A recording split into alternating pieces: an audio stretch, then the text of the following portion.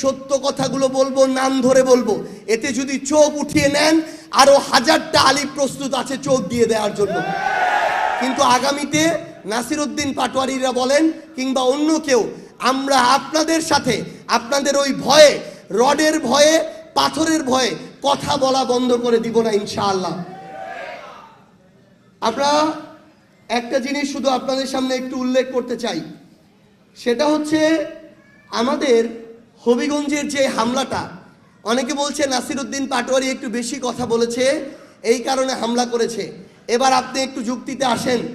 আমরা হবিগঞ্জে দাঁড়িয়ে যখন মানুষ আমাকে বলে যে ওই জিকে গৌসের অনুমতি ছাড়া কেউ একটা জমি কিনতে পারে না, তার অনুমতি ছাড়া কেউ মাদক ব্যবসা করতে পারে না, তার অনুমতি ছাড়া একটা ব্যবসা প্রতিষ্ঠান চলে না, তার লোকগুলোকে টাকা না দিয়ে একজন ঠিকাদার একটা রাস্তার কাজ শুরু করতে পারে না, আমি যদি এই কথা না বলতে পারি তাহলে আমার এই জুলাই অভ্যুত্থান পরবর্তী সময়ে আমার তো বেঁচে থাকার কোনো মানে হয় না।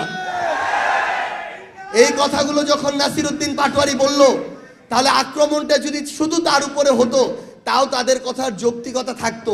কিন্তু আমরা দেখলাম সিলেটে যখন আমরা আমাদের শহীদ পরিবারদের সাথে দেখা করতে গেলাম, আহত যোদ্ধাদের সাথে দেখা করতে গেলাম, সেখানে কিন্তু নাসিরউদ্দিন পাটোয়ারি ছিল না।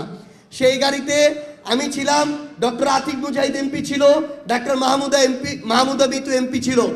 আমাদেরকে যেভাবে ইট রড নিয়ে এসে হামলা করা হলো, আমরা যেটা বুঝেছি তাদের উদ্দেশ্য এখন কোনো ব্যক্তি না, তাদের উদ্দেশ্য হচ্ছে তাদের বিরুদ্ধে কেউ যদি কথা বলে, সত্যটাকে সত্য বলে, চাঁদাবাজিকে চাঁদাবাজি বলে, লুটপাটকে লুটপাট বলে, সেই কণ্ঠটা তারা রোধ করতে চায়। প্রথমত আমাদের কাছে একটি গুরুতর অভিযোগ এসেছে, বাংলাদেশের বিভিন্ন জেলায় নতুন করে আমাদের কিছু এমপি এবং কিছু মন্ত্রী আহতদের তালিকাতে নতুন নাম যুক্ত করার জন্য নিজেরা সুপারিশ করা শুরু করেছে। এর মধ্য দিয়ে তারা আহতদের তালিকাতে নিজের দলের অর্থাৎ ক্ষমতাসীন দলের নামের তালিকাটা দীর্ঘ করতে চায়। কিন্তু আমরা মনে করি এই অসৎ উদ্দেশ্যের মধ্য দিয়ে নামের তালিকা দীর্ঘ হওয়ার চেয়ে সবচেয়ে বড় ক্ষতি যেটা হবে, আমাদের আহত যোদ্ধা শহীদ পরিবারদের নামের তালিকাটা বিতর্কিত হয়ে যাবে। 1971-এর পরে বিগত 16-17 বছরে আওয়ামী লীগ নামে বেনামে টাকা খেয়ে বিভিন্ন স্বজনপ্রীতি দলীয়করণের মধ্য দিয়ে বাংলাদেশের মুক্তিযোদ্ধাদের ইতিহাসটাকে এবং মুক্তিযোদ্ধাদের তালিকাটাকে বিতর্কিত করেছিল।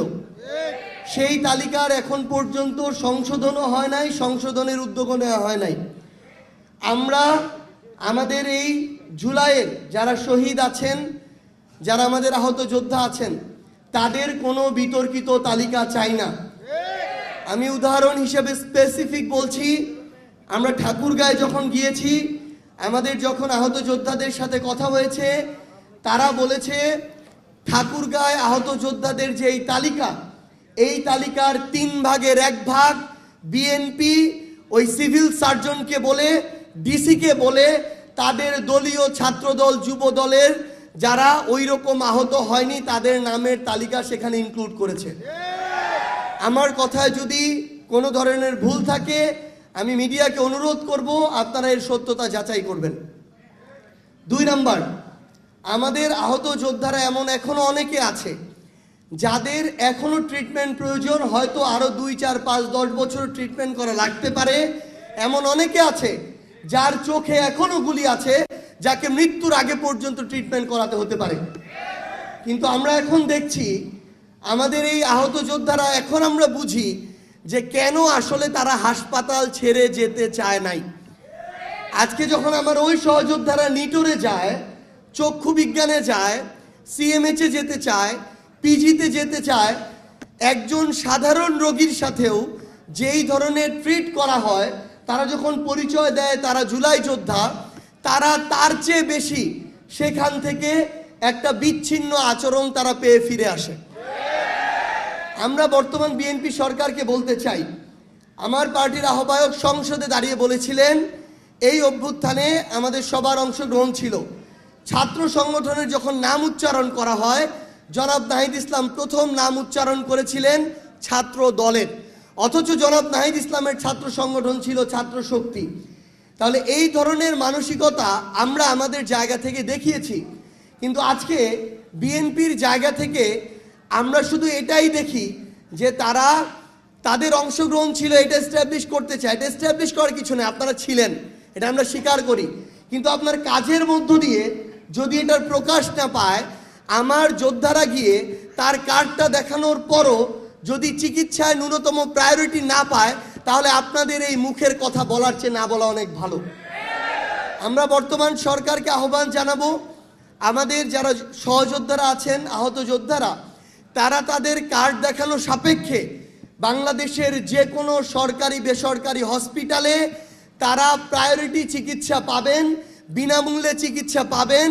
এই ব্যবস্থা নিশ্চিত করার জন্য সরকারের পক্ষ থেকে, স্বাস্থ্য মন্ত্রণালয়ের পক্ষ থেকে সরকারি প্রজ্ঞাপন জারি করতে হবে। তৃতীয়ত, আমরা কিছুদিন আগে জনাব তারেক রহমান, বাংলাদেশের মাননীয় প্রধানমন্ত্রী, তিনি একটি বড় প্রোগ্রাম করেছেন শহীদ পরিবারদেরকে নিয়ে, আহত যোদ্ধাদেরকে নিয়ে। কিন্তু দুঃখজনক হলেও সত্য, আমরা তার উদ্দেশ্যে বলতে চাই, তিনি শহীদ পরিবার এবং আহত যোদ্ধাদেরকে নিয়ে প্রোগ্রামটা করেন নাই, তাদের একটা অংশকে নিয়ে প্রোগ্রাম করেছেন। ওই প্রোগ্রামে শুধুমাত্র যারা বিএনপি করে কিংবা যারা অভ্যুত্থানের পরে নতুন করে বিএনপি করার ইচ্ছা প্রকাশ করেছে, তাদেরকে নিয়ে ওই প্রোগ্রামটা করা হয়েছে। এবং মঞ্চে আহত যোদ্ধাদের প্রতিনিধি হিসেবে যাকে রাখা হয়েছে, আমি শুধু একটা উদাহরণ দেই। শহীদ পরিবার এবং আহত যোদ্ধা যে দলেরই হোক, তাদের বিরুদ্ধে আমার একটা কথাও কখনো মন থেকে আসে না, বলতে পারি না। কিন্তু আমি একটা উদাহরণ দেই। গত পরশুদিন প্রেস ক্লাবের সামনে আমার ওলামা অ্যালায়েন্সের ভাইয়েরা আমাদের প্রতিবাদ একটা কর্মসূচি দিয়েছিল, কেন আমার ভাই আলিফের চোখ তুলে নিল ছাত্রদল, এটার বিরুদ্ধে। আমার ওলামা অ্যালায়েন্সের ওই জাস্ট একটা প্রতিবাদ কর্মসূচিতে প্রেস ক্লাবের সামনে জুলাই যোদ্ধা ব্যানারে, যার নেতৃত্বে ওইখানে আমাদের ভাইদের উপরে হামলা করা হয়েছে, ওই তথাকথিত জুলাই যোদ্ধা ইমন, বাটপার ইমন বলবে প্রত্যেকেই, তাকে তারেক রহমান, আমি শেষ করি, তাকে তারেক রহমান ওই প্রোগ্রামে জুলাই যোদ্ধার প্রতিনিধি হিসেবে তার পাশে মঞ্চে বসিয়ে রেখেছিল। আপনাদের কারোরই এনসিপির শহীদ পরিবার জুলাই যোদ্ধা হওয়ার প্রয়োজন নাই। আপনারা শহীদ পরিবারের প্রতিনিধি হিসেবে থাকেন, জুলাই যোদ্ধাদের প্রতিনিধি হিসেবে থাকেন, যেই দলই ডাকুক, যেই প্ল্যাটফর্মই ডাকুক আপনারা যাবেন, সমস্যা নেই। কিন্তু মেরুদণ্ডটা সোজা করে সত্যটাকে সত্য, ন্যায়টাকে ন্যায়, ওই জুলাইয়ের মতো বলতে হবে। আপনারা আজকে যেই কথাগুলো বলেছেন প্রত্যেকটা নোট করেছি, আমরা প্রত্যেকটা অনুযায়ী ইনশাআল্লাহ ব্যবস্থা নিব। কিন্তু আজকে আপনাদের কারোরই এনসিপির হওয়ার প্রয়োজন নাই, জামাতেরও হওয়ার প্রয়োজন নাই, বিএনপির হওয়ার প্রয়োজন নাই। যদি হন, শুধু এটুকু বলি, যদি হন, তাহলে একটা অংশ হয়তো যে কোনো একটা সময় ক্ষমতায় থাকবে, ওই একটা অংশ বাকি অংশদের উপরেই জুলুম চালাবে। আপনারা এটা ইতিমধ্যেই অনুভব করা শুরু করেছেন। এবং আরেকটা জিনিস হবে, ক্ষমতাসীনদের সাথে যারা থাকবে তাদের মধ্যে আমাদের কাছে খবর আসে, বর্তমান ক্ষমতাসীনদের সাথে এরকম কিছু পরিবার যুক্ত হয়ে তারা বিভিন্ন সুযোগ সুবিধা নিয়ে শহীদ পরিবার এবং আহত যোদ্ধাদের সম্মানের জায়গাটাকে প্রশ্নবিদ্ধ করছে। আপনাদেরকে এটুকু আমি শুধু আহ্বান জানাই যে আপনাদের মর্যাদার জায়গাটা আপনাদের ধরে রাখতে হবে। এই প্রশ্নে কোনো দল তো দূরের কথা, আপনাদের কেউ যদি এই প্রশ্নে আপনাদের সাথে কোনো প্রতারণা করার চেষ্টা করে, তার বিরুদ্ধে আপনাদের কথা বলতে হবে। আরেকটা টপিক, আবারও দুঃখজনক হলেও সত্য, ক্ষমতাসীন দল বিএনপির সমালোচনার দিকেই যাচ্ছে। এই নির্বাচনে যারা ভোটার ছিল নৌকার, নিরপরাধ, তাদের ভোট সব দলে গিয়েছে। কিন্তু আওয়ামী লীগের নেতাদের সাথে স্থানীয়ভাবে, আমরা জানি না দলীয়ভাবে করেছে কিনা বিএনপি, কিন্তু স্থানীয়ভাবে বিএনপির প্রত্যেকটা এমপি ক্যান্ডিডেট স্থানীয়ভাবে আওয়ামী লীগের সকল নেতাদের সাথে নির্বাচনের 2-3 দিন আগে নেগোসিয়েশনের মধ্য দিয়ে তাদের ভোটগুলো আদায় করেছে। যার ফলশ্রুতিতে এখন জেলা ছাত্রলীগের সভাপতি সেক্রেটারি, আওয়ামী লীগের সভাপতি সেক্রেটারি, যুবলীগের সভাপতি সেক্রেটারি, তাদেরকে প্রোটেকশন দেওয়ার দায়িত্ব স্থানীয় বিএনপির এমপি মন্ত্রীরা হাতে তুলে নিয়েছে। বিচার বিচার বিচার চাই, খুনি হাসিনার বিচার চাই, বিচার বিচার বিচার চাই, স্বৈরাচার যেখানে, স্বৈরাচার যেখানে, লড়াই হবে সেখানে। গণ অভ্যুত্থানে একজন কবি লিখেছিলেন যে তোমরা হয়তো যাইবা ভুলে খুনি হাসিনার ইতিহাস, সেই মায় রাখবো মনে যে সুইসে পোলার লাশ। আমরা মনে করি যে সরকার যদি অচিরেই বিচার, জুলাই গণহত্যার বিচার, ওসমান হাদি হত্যার বিচার এবং বিগত গুম খুনের বিচার, সেই বিচার যদি সম্পূর্ণ করতে না পারে অনতিবিলম্বে, এবং তাদের রোডম্যাপ ঘোষণা করতে হবে যে কীভাবে তারা বিচার করবে, কতদিনে করবে, এবং যে সংস্কার, সেই সংস্কার তাদেরকে বাস্তবায়ন করতে হবে। অন্যথা যে আন্দোলন আমরা চলমান চালু রেখেছি, শুরু করেছি, সে আন্দোলন আরও তীব্র থেকে তীব্রতর হবে। এনসিপি এবং সমমনা যে শক্তিগুলো রয়েছে, আমরা ঐক্যবদ্ধভাবে এই সরকারকে বাধ্য করব জুলাই সনদ বাস্তবায়ন গণভোটের গণরায়ের আলোকেই বাস্তবায়ন করতে হবে এবং জুলাই গণহত্যার বিচার নিশ্চিত করতে হবে। আর যদি শেখ হাসিনা ডিসেম্বরে আসে, সেই ডিসেম্বরে আসার জন্য যে ব্যবস্থা তারেক রহমান করে দেয়, তাহলে সেটার জন্য আপনারা প্রস্তুত আছেন তো? ইনশাল্লাহ আমরা সবাই সেটার জন্য প্রস্তুত আছি। ফাঁসির মঞ্চে, এয়ারপোর্ট থেকে সরাসরি ফাঁসির মঞ্চে কোনো কথা হবে না। পুরো বাংলাদেশের জনগণ, 1400 শহীদ পরিবার, 30,000 আহত, লক্ষ কোটি ছাত্র জনতা সেদিন থাকবে বাংলাদেশের রাজপথে, ঢাকার রাজপথে, সরাসরি ফাঁসির মঞ্চে নিয়ে যাবে। ফাঁসি কার্যকর না হওয়া পর্যন্ত রাজপথ থেকে ঘরে ফিরবো না আমরা। যদি এই পরিস্থিতি তারেক রহমান দেখতে চায় দিল্লির সাথে সমঝোতা করে, তাহলে তাই করুক, আমরা সেটার জন্য প্রস্তুত আছি। এবং তারেক রহমানকে বলবো আপনি তাকে নিয়ে আসার ব্যবস্থা করুন। আওয়ামী লীগের পুনর্বাসনের কথা আপনারা এটা একবার করে দেখেন। আপনাদের যদি হিম্মত থাকে আওয়ামী লীগের পুনর্বাসন করে বাংলাদেশের রাজনীতি করবে, এই পরিকল্পনা যদি কারো থাকে, তার যদি হিম্মত থাকে, সাহস থাকলে সেটা সে করে দেখাক। যেই আওয়ামী লীগের বিরুদ্ধে বাংলাদেশের জনগণ 5ই আগস্ট ঘোষণা দিয়েছে যে মুজিবের মূর্তি ভেঙে মুজিববাদের নিশ্চিহ্ন ঘোষণা করেছে এই দেশের জনগণ, এমনি এমনি না, রক্ত দিয়ে এই অর্জন আমরা পেয়েছি। এখন আমাদেরকে বিভিন্ন পত্রিকার মাধ্যমে বিভিন্ন এটা সেটা বিভিন্ন টাকা খেয়ে জুলাইয়ের ইতিহাস বিকৃত করবে, জুলাইকে ভুলিয়ে দিবে। এত সহজ যদি হতো তাহলে তারা কতটুকু করতে পারে সেটা বাংলাদেশের জনগণ দেখে নেবে। আজকে 3রা আগস্ট আমাদের জাতীয় ঐক্যের দিন, আমরা জাতীয় ঐক্য ধরে রাখতে চাই। 3রা আগস্ট বা 5ই আগস্ট পর্যন্ত জাতীয় ঐক্যের ভিত্তি ছিল শেখ হাসিনার বিতাড়ন। 5ই আগস্টের পরে জাতীয় ঐক্যের ভিত্তি হয়েছে নতুন বন্দোবস্ত এবং ফ্যাসিবাদী ব্যবস্থার বিলোপ এবং বিচার। এর ভিত্তিতে আমরা ঐক্যবদ্ধ হব। যদি তারেক রহমান বিচার করতে পারে, যদি সংস্কার বাস্তবায়ন করতে পারে, আমরা অবশ্যই ঐক্যবদ্ধ হব। ফ্যাসিবাদকে রোধ করার প্রশ্নে আমরা ঐক্যবদ্ধ হব।